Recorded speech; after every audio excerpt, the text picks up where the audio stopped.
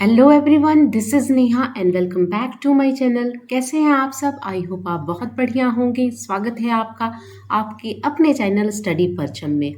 आज हम हिंदी व्याकरण में तत्सम और तत्भव को पढ़ेंगे, यानी तत्सम शब्द क्या होते हैं, तत्भव शब्द क्या होते हैं और दोनों को हम कैसे पहचानेंगे, यानी कुछ नियम कुछ ट्रिक को भी हम आज समझने वाले हैं। ये topic examination point of view से बहुत ज़्यादा इंपॉर्टेंट है। इस टॉपिक से आपको क्वेश्चन देखने को मिलेंगे, चाहे वो कोई भी एग्जाम हो जहाँ पर हिंदी ग्रामर या व्याकरण से क्वेश्चन पूछे जाते हैं, है ना। तो अगर आप चैनल पे नए हैं तो प्लीज़ चैनल को सब्सक्राइब कीजिए और बेल आइकन दबाइए, जिससे आपके नए वीडियो के नोटिफिकेशन मिलते रहेंगे, है ना। तो बिना किसी देरी के स्टार्ट करते हैं। क्या है तत्सम शब्द, क्या है तत्भव शब्द, उसके बारे में हम पढ़ते हैं। ठीक है, चलिए सबसे पहले हम सब पढ़ेंगे शब्दों का वर्गीकरण। वर्गीकरण का मतलब क्या होता है कि किस तरह से हम शब्दों को किस तरह से वर्गीकृत किया गया है, किस तरह से शब्दों को बांटा गया है। उसके 4 प्रकार होते हैं। 4 तरह से हम शब्दों को बांटते हैं। पहला है आपको उत्पत्ति या स्रोत के आधार पर शब्दों का वर्गीकरण किया गया। दूसरा है व्युत्पत्ति और रचना के आधार पर शब्दों का वर्गीकरण किया गया है। तीसरा है अर्थ के आधार पर शब्दों का वर्गीकरण और चौथा है रूप परिवर्तन या प्रयोग के आधार पर शब्दों का वर्गीकरण। तो ये 4 तरीके से हम शब्दों का वर्गीकरण करते हैं, यानी शब्दों को 4 पार्ट में डिवाइड किया गया है। ये सिंपली कहने का मतलब यही था, है ना।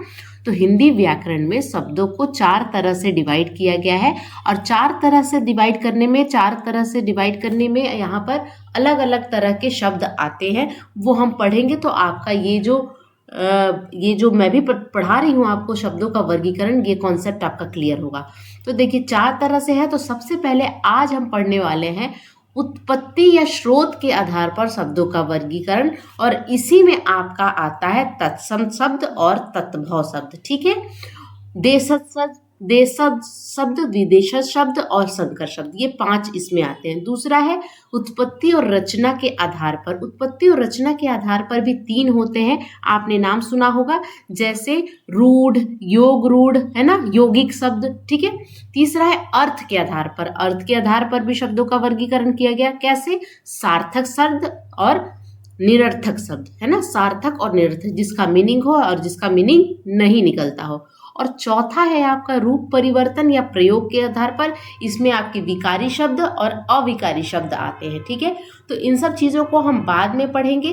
पहले आज हम पढ़ने वाले हैं उत्पत्ति का या स्रोत के आधार पर शब्दों का वर्गीकरण में कौन कौन से शब्द आते हैं। ठीक है, तो आज का हमारा टॉपिक है तत्सम तत्व। तो इसीलिए मैंने आपको बताना ज़रूरी समझा कि उत्पत्ति या स्रोत के आधार पर ही अगर आपसे क्वेश्चन एग्जाम में पूछ दिया जाए कि तत्सम शब्द या तत्भव शब्द, देशज शब्द, विदेशज शब्द या संकर शब्द किस वर्गीकरण के अंदर आते हैं या किस वर्गीकरण के में इनको रखा जाता है, तो आपको अगर पता होगा कि तत्सम शब्द, तत्भव शब्द ये किसके अंदर रखा गया है, उत्पत्ति या स्रोत के आधार पर जब वर्गीकरण किया गया, उसमें तत्सम, तत्भव, देशज, विदेशज और संकर, ये 5 आते हैं, याद रखिएगा, है ना। उत्पत्ति के आधार पर 5 आते हैं, तत्सम, तत्भव, देशज, विदेशज और संकर शब्द।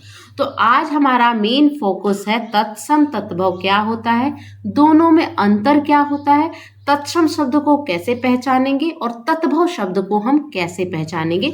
नेक्स्ट वीडियो आपका आएगा संकर शब्द, देशज शब्द और विदेशज शब्द का। ठीक है, तो बने रहिएगा इस पूरे वीडियो में, और ये पूरी सीरीज में आपको बहुत हेल्प करेगा, आपका हिंदी ग्रामर बहुत अच्छा हो जाने है। ठीक है, और बाद में हम MCQ भी सॉल्व करेंगे। जैसे ही ये पूरी सीरीज खत्म होगी, MCQ की सीरीज स्टार्ट हो जाएगी। ठीक है, तो चलिए आज हम पढ़ेंगे तत्सम और तत्भव।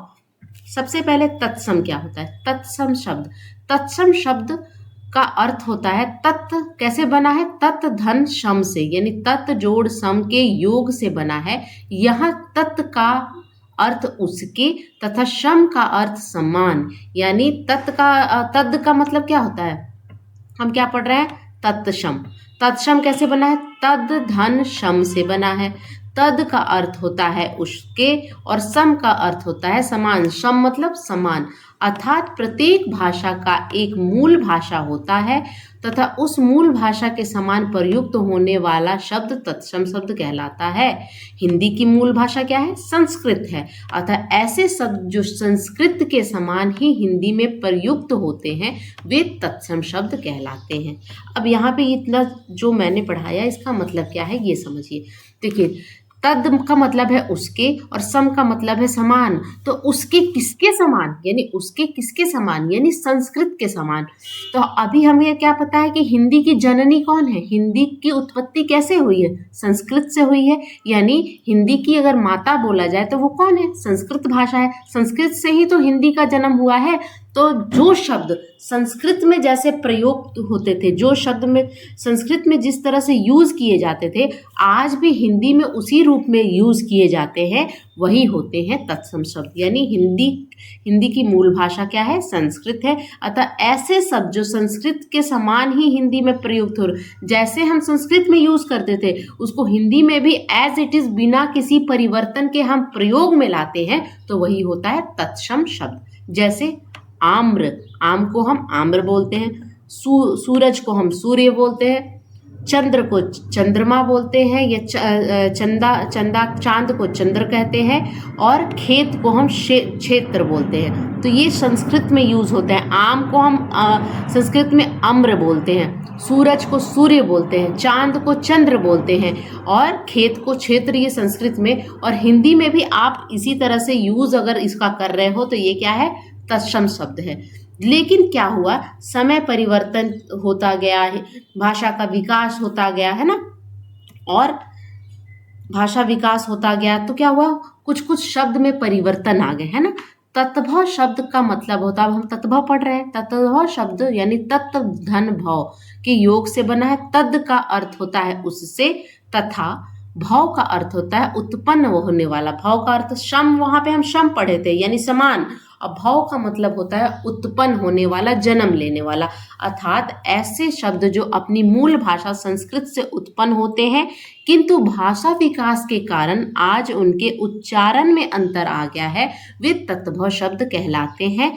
यानी कहने का मतलब है कि समय, भाषा विकास, परिस्थिति के वजह से तत्सम शब्द जो थे ना, जो संस्कृत में यूज होते थे, उसमें क्या हो गया, थोड़ा परिवर्तन आ गया है, और तत्सम से वो क्या बन गया है, तत्भव बन गया है। यानी जो संस्कृत में यूज होते थे उसमें थोड़ा बहुत चेंजेस आ गया, उच्चारण में चेंजेस आ गया है। हम उच्चारण अलग तरीके से उस शब्द का उच्चारण करते हैं और वो शब्द बन गए हैं तत्भव। यानी जैसे हम संस्कृत में लिखते थे वो तत्सम है, लेकिन संस्कृत से हिंदी में परिवर्तन हो गया, वो हो गया तत्भव। तो संस्कृत का संस्कृत की तरह ही लिखेंगे तो वो तत्सम, लेकिन संस्कृत का हिंदी में परिवर्तन आ गया, कुछ नियम के कारण, कुछ समय के कारण, कुछ परिस्थिति के कारण। समय बीतता गया, बहुत सारे भाषाओं का प्रभाव बढ़ता गया, एक दूसरे में मिक्स होते होते हम शब्दों में कुछ परिवर्तन आ गया। जैसे हम संस्कृत में क्या पढ़ते थे, आम्र पढ़े थे। हमने पिछले स्लाइड में क्या देखा था, हमने पिछले स्लाइड में क्या देखा था, आम्र देखा था, लेकिन इसमें हम क्या देख रहे हैं, आम, है ना। सूर्य पढ़ा था, सूरज हो गया, ये तत्भव बन गया, तत्सम से तत्भव बन गया। हमने चंद्र देखा था, हमने क्या देखा था, चंद्र तत्सम में, लेकिन तत्भव में ये चांद बन गया। अग्नि, अग्नि आग बन गया, और क्षेत्र हमने पढ़ा था तत्सम में, तो तत्भव में वो क्या हो गया, खेत बन गया। यानी उच्चारण परिवर्तन हो गया समय, परिस्थिति और भाषा विकास के कारण, ठीक है। तो तत्सम से तत्भव बन गया। अब हम इन्हें पहचानेंगे कैसे। अब एग्जाम में आपसे पूछा जाता है क्वेश्चन कि आप बताइए कि इसमें से तत्सम शब्द कौन है, इसमें से तत्भव शब्द कौन है, ठीक है। या आपको तत्सम से तत्भव में परिवर्तित करना होगा या तत्भव से तत्सम में परिवर्तित करना होगा, तो आपको बताना होता है, ठीक है। तो अब कुछ नियम को पढ़ते हैं। तत्सम और तत्भव शब्द को पहचानने और याद करने की ट्रिक और नियम होते हैं। क्या है, सबसे पहला नियम हम पढ़ेंगे। सबसे पहला नियम बोलता है तत्सम शब्द के अंत में छ वर्ण आता है, वहीं उसके तत्भव शब्द में छ की जगह आपको ख देखने को मिलेगा या आपको छ दिखने को मिलेगा। समझ में आया। जो तत्सम शब्द होंगे जो संस्कृत के समान है, जो संस्कृत के समान है, उसको हम क्या बोलते हैं, उसको हम तत्सम कहते हैं। सम मतलब समान, भव मतलब उसका जन्म लेने वाला, उत्पन्न होने वाला। जो तत्सम शब्द है उसमें आपको छ दिखेगा, ये ट्रिक है। लेकिन जब तत्भव में वो परिवर्तित हो जाएगा तो वो ख में होगा या छ में परिवर्तित होगा, याद रखिएगा। छ, ख और छ में बदल जाता है। अब कुछ उदाहरण में देखेंगे, जैसे हम क्षेत्र पढ़ते थे तो छ किस में परिवर्तित हो गया, ख में, ये नियम है। इच्छु होता है ना, इच्छु होता है, इच्छु क्या बन गया, ईख बन गया, ये छ से फिर ख में परिवर्तित हो गया। शिक्षा क्या हो गया, सीख बन गया। क्षीर क्या हो गया, खीर बन गया। अक्षत क्या हो गया, अच्छत बन गया, है ना। तो यहाँ पे आपको क्या दिख रहा है, छ या तो छ क्या हो गया, छ में बदल रहा है ना। ये क्षत्रिय वाला श्र किसमें, ख में बदल रहा है, या श्र किसमें, शिक्षा किसमें, ख में बदल रहा है। यानी आपको यहाँ पे पढ़ना है कि यहाँ पे छ किस में बदल रहा है, या तो ख में या तो छ में। तो ये जो हो गए ये तत्सम शब्द हो गए, जो कि संस्कृत की तरह ही यूज हो रहे हैं, लेकिन उच्चारण परिवर्तन के कारण क्षेत्र जो है वो खेत बन गया, इच्छु जो हो गया ईख बन गया, शिक्षा जो बन गया सीख बन गया, क्षीर हो गया खीर, और अक्षत हो गया अच्छत। ठीक है, चलिए ये पहला नियम है, याद रखिएगा। श्र जो है वो ख और छ में बदल रहा है। दूसरा नियम है, तत्सम शब्दों में जहां ये श्र का प्रयोग होता है वही तत्भव में श्र की जगह स हो जाता है। श्र से हमने क्या पढ़ा है, श्रमिक होता है, तो वो किस में बदल जाता है, आपको जहां कहीं ये शब्द दिख जाए, ये वाला वर्ण दिख जाए, तो आप समझना कि ये तत्सम है। लेकिन ये परिवर्तित होके श में परिवर्तित हो जाता है तो ये हो जाता है तत्भव। जैसे श्रावण क्या हो गया, अब हिंदी में हम इसको श्रावण बोलते हैं, लेकिन संस्कृत में श्रावण बोलते हैं, है ना। लेकिन कभी कभी श्रावण भी तो हम प्रयोग में लाते हैं ना। श्वास का हो गया सांस, और श्रृंगार का हो गया सिंगार। ठीक है, समझ में आया। यानी आपका जो श्रमिक वाला श्र है वो स में परिवर्तित हो रहा है, आपको दिख रहा होगा। ठीक है, समझ में आया।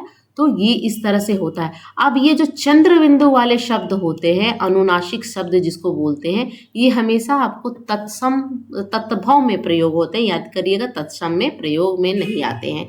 ये भी एक नियम है। ठीक है, नेक्स्ट नियम हम पढ़ेंगे, तत्सम शब्द में जहाँ व का प्रयोग होता है वहीं तत्भव शब्द में व की जगह ब आ गया है ना। व से वक होता है, वगुला होता है, तो ये ब में परिवर्तित हो गया है। यानी आपको तत्सम में व दिखेगा और तत्भव में ब दिखेगा। यानी तत्सम में आपको देखिए यहाँ पे सब जगह आपको व दिख रहा होगा, और व किस में चेंज होता है, व में, है ना। तो ये आपका नियम नंबर 3 है। वत्स जो है वो बच्चा बन गया।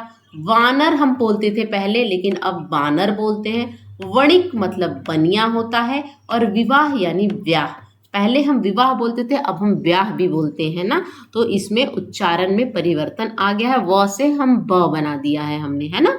चलिए नेक्स्ट नियम देखेंगे, नियम नंबर 4। तत्सम शब्द में श वर्ण का प्रयोग होता है। श से षटकोण होता है, षटकोण वाला श है, उसका प्रयोग किसमें होता है, तत्सम में होता है, तत्भव में नहीं होता है, ध्यान में रखिएगा। तो जहां भी आपको श वाले शब्द दिख जाए समझिए कि वो तत्सम है। ठीक है, तत्सम तत्भव। जैसे काष्ठ कांट बन गया, उष्ट ऊंट बन गया, है ना। तो ये श आ गया ना, तो समझिए कि ये क्या है, तत्सम है, जो कि संस्कृत में जिस तरह से हम यूज करते थे। उष्ट आ गया, ये श आ गया, यानी तत्सम शब्द हो गया। ठीक है, नियम नंबर 5 देखते हैं क्या है। नियम नंबर 5 बोल रहा है, तत्सम शब्दों में री की मात्रा का प्रयोग होता है, वहीं तत्भव शब्द में र की मात्रा का प्रयोग होता है। ठीक है, तो तत्भव में हम र की मात्रा यूज करते हैं, तत्सम में री, यानी रिक्ष का हो गया रीच, रिक्ष का रीच बन गया। ठीक है ना। यहाँ पे फिर से देखिए, छ जो है छ में बदल गया, और री का र बन गया। ठीक है, नेक्स्ट नियम देखेंगे हम। अब यहाँ पे एक यहाँ पे इकट्ठा मैंने आपको बताया है कि तत्सम और तत्भव, जैसे जहां भी आपको ये आधा र ऊपर में दिख जाए ना, आपको समझना है कि ये तत्सम है। ठीक है, जैसे निर्वाह निवाह बन गया, स्वर्ण सोना बन गया, सर्प सांप बन गया, पूर्णिमा पूनम बन गया, है ना। तो जहां भी आपको यहाँ पे र की ऊपर में मात्रा दिखेगी, है ना, तो समझिए कि ये क्या है, तत्सम है ना। और चंद्र बिंदु वाले जो भी शब्द होते हैं जिसको अनुनासिक शब्द बोलते हैं, वो तत्भव में प्रयोग किए में लाए जाते हैं। तो आपको इससे पहचानने में दिक्कत नहीं होगी। निर्वाह निवाह बन गया, स्वर्ण सोना बन गया, सर्प सांप बन गया, यानी यहाँ पे हिंदी में हम इस तरह से यूज करते हैं, ये संस्कृत के समान यूज में लाए जाते हैं। ठीक है, अब यहाँ पे देखिए य जो है ना वो ज में परिवर्तित होता है, य जो है वो ज में, यशोदा जशोदा बन गई, योद्धा जोधा बन गया, है ना। य किस में परिवर्तित हो रहा है, ज में। योद्धा पहले हम बोलते थे, अब जोधा भी बोलते हैं। अब यहाँ पे देखिए त्र जो है वो त में परिवर्तित हो रहा है, चैत्र बोलते थे अब चैत बोलते हैं, त्रीणी बोलते थे, त्रीणी को 3 बोलते हैं, त्रयोदश को वो 13 बोलते हैं, त्रयोदश संस्कृत में त्रयोदश, 13 को त्रयोदश कहते हैं और 3 को त्रीणी बोलते हैं। ठीक है, तो ये आप याद रखिएगा। अब यहाँ पर मैं कुछ तत्सम तद्भव शब्दों की लिस्ट लेकर आई हूँ, आप यहाँ पर देख लो। ये जो तत्सम शब्द हैं ये बार बार फ्रिक्वेंटली एग्जाम में पूछे जाते हैं, तो एक तरह से आपकी यहाँ पे प्रैक्टिस हो जाएगी कि तत्सम में कैसे बोलते हैं और तत्भव में कैसे बोलते हैं। आप इसको एक बार मैं पढ़ती हूँ, आप समझिएगा और इसको बार बार पढ़िएगा तो आपको ये टॉपिक क्लियर हो जाएगी। ठीक है, अट्टालिका हो गई अटारी, कार्तिक क्या बन गया, कार्तिक तत्सम शब्द है, इधर आपको तत्सम शब्द मिलेंगे तत्भव, कार्तिक कार्तिक हो गया, कच्छप कछुआ बन गया, पौष पूस बन गया, मूसल मूसल बन गया, कर्म को हम काम अब बोलते हैं, भिक्षुक यानी भिखारी, ये हो गया तत्सम शब्द संस्कृत के समान और संस्कृत से उत्पन्न उच्चारण परिवर्तन में अब हम भिक्षु को भिखारी बोलेंगे। अब मान लीजिए एक क्वेश्चन दे दिया कि भिक्षुक को हम तत्भव में कैसे लिखेंगे, तो भिखारी आपको याद रहेगा क्योंकि छ किस में चेंज होता है, ख में चेंज होता है। तो अगर नियम आपको याद रहेगा तो आप कोई भी तत्सम शब्द तत्भव शब्द आ जाए आप उसको बता सकते हो। ठीक है ना, पुष्कर पोखर हो गया, पुष्कर क्या हो गया, पोखर बन गया, पुष्कर अब तत्सम शब्द है, तत्भव शब्द पोखर है। गर्दभ, जब मैंने आपको क्या बताया था कि जो ये र वाले शब्द है ना, ऊपर में जो र वाली लगती है मात्रा, तो ये हमेशा तत्सम में आते हैं, है ना, तो गधा बन गया। पाषाण, ये श जो है हमेशा आता है तत्सम शब्द में, पाहन बन गया। चक हो गया चाक, बधु क्या बन गई, बहू, बधु बोलते थे, यानी व किस में परिवर्तित हुआ, ब में। यहाँ पे फिर हो गया अर्ध मतलब आधा, यहाँ पे फिर र की मात्रा किस में लगती है, तत्सम शब्द में। ज्योति होगी जोत। ठीक है, नेक्स्ट देखते हैं, नेक्स्ट स्लाइड हमारा क्या बोलता है। आशीष हो गया आशीष, यानी आपको जहां पर भी ये दंती श दिख जाए, ये श दिख जाए सपेरा वाला, तो ये आप समझिए कि तत्भव है, और ये श दिख जाए षटकोण वाला तो ये हो जाता है तत्सम। भलुक भालू बन गया। गोमय, गोमय किसको बोलते थे, गोबर को बोलते थे, गोमय संस्कृत में बोलते हैं। विद्युत बिजली बन गई, यानी व किस में चेंज हो गया, ब में, देखिएगा ध्यान दीजिएगा। बाधिर बहिरा, परख परख परोश, है ना, सस्या सेज। ठीक है, नेक्स्ट देखेंगे। वणिक बनिया बन गया, आगम अगम्य बन गया, पवन पौन बन गया, चित्रकार चित्रकार चित्र 13 बन गया, पंच 5 बन गया, हिरण हरिण बन गया, व्यथा विधा बन गया, विथा बन गया। ठीक है, नेक्स्ट देखते हैं। शुष्क सूखा, शुष्क मतलब क्या होता है, सूखा। स्वसुर ससुर, पहले हम ससुर को स्वसुर संस्कृत में यूज होते थे, तो यानी स्वसुर जो है वो तत्सम शब्द है, ससुर जो है वो तत्भव है। ऊषर ऊंट बन गया, उच्छ्वास बन गया, उच्छ्वास उच्छ्वास उसास, प्रहर पहर हो गया, युक्ति जुक्ति बन गया, यानी य किस में परिवर्तित हुआ, ज में। राजपुत्र राजपूत बन गया, यानी त्र किस में चेंज हो गया, त में। राजपुत्र होता था अब राजपूत हो गया। ठीक है, तो ये थे तत्सम तत्भव शब्द, और हमने पढ़ा कि तत्सम शब्द क्या होते हैं, तत्सम शब्द और तत्भव शब्द के नियम भी पढ़े। तो इस तरह से अगर आप पूरे वीडियो को 2-3 बार देखोगे ना, तो ये टॉपिक आपकी क्लियर हो जाएगी। 2 से 3 मार्क्स के क्वेश्चन हर एग्जाम में आपको देखने को मिलेंगे। आई होप आपको समझ में आ गया होगा टॉपिक। नेक्स्ट टॉपिक जो आएगा आपका देशज शब्द क्या होता है, विदेशज क्या होता है और संकर शब्द क्या होता है ना। तो अगर आपको वीडियो अच्छा लगा है तो प्लीज़ लाइक कीजिएगा, शेयर कीजिएगा, है ना, और सब्सक्राइब करना नहीं भूलिएगा। मिलती हूँ आपसे नेक्स्ट वीडियो में, तब तक के लिए thank you so much for watching, bye.